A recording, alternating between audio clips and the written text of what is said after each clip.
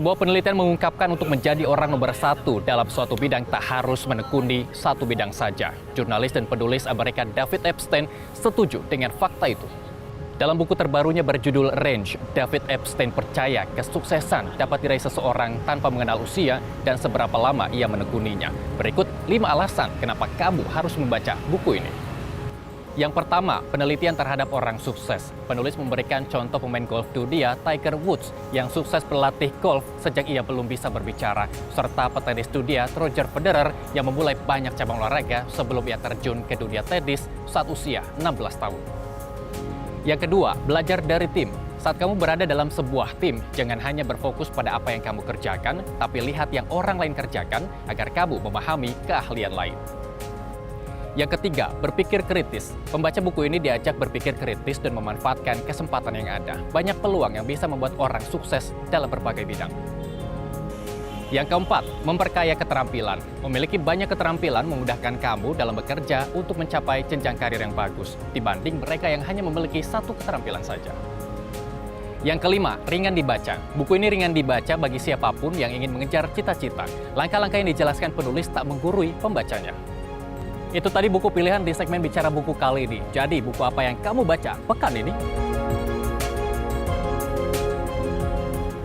Mbak, buku yang paling menjadi referensi dalam pembuatan film-film Mbak Lala apa sih?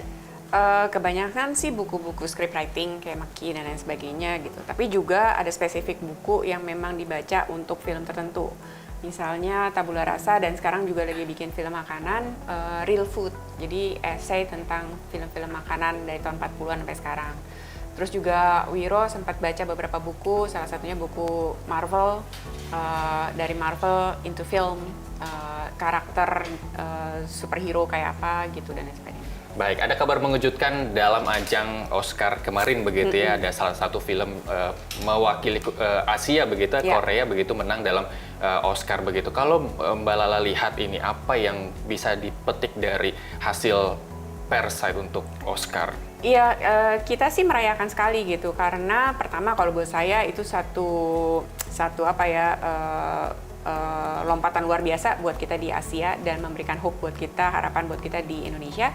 Karena dia menang film terbaik di ajang dunia dengan menggunakan bahasa aslinya gitu. Biasanya kan selalu film Asia itu terbentur dengan bahasa kultur gitu ya. Nggak bisa travel karena nggak bisa travel dalam arti nggak bisa masuk ke teritori atau didistribusikan ke negara lain karena faktor bahasa, karena orang asing yang berbahasa Inggris tidak terbiasa dengan baca subtitle gitu. Selain itu membuka peluang banyak pintu buat kita juga di Indonesia, tapi juga membuktikan bahwa filmmaker Asia ini memang sudah saatnya untuk didengar dunia. Baik, ada yang ingin Mbak Lala sampaikan nggak sih untuk masyarakat ataupun penonton Bicara Indonesia pada hari ini begitu ya, yang ingin menjadi filmmaker begitu seperti Mbak Lala Timothy? Ayo jadi filmmaker.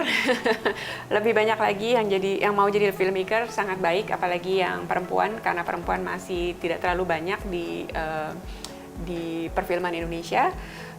Jangan cepat putus asa, terus belajar, dan ya kita bisa bicara banyak lewat film. Kalau apresiasi kan biasanya banyaknya penonton begitu ya. Kalau yang ingin Mbak Lala sampaikan kepada penonton untuk apresiasi film-film yang Mbak Lala buat?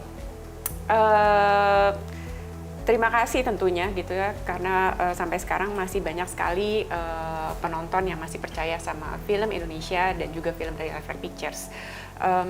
Terus dukung perfilman Indonesia, tonton film yang kalian suka, tapi juga yang paling penting hentikan pembajakan gitu, karena itu adalah salah satu juga yang membunuh perfilman Indonesia. Baik, luar biasa, terima kasih Mbak Lala Timothy menyempatkan waktu bersama kami di Bicara Indonesia. Dan pemirsa, demikian Bicara Indonesia episode kali ini, sampai bertemu dengan tokoh Bicara Indonesia lainnya, Lala Timothy.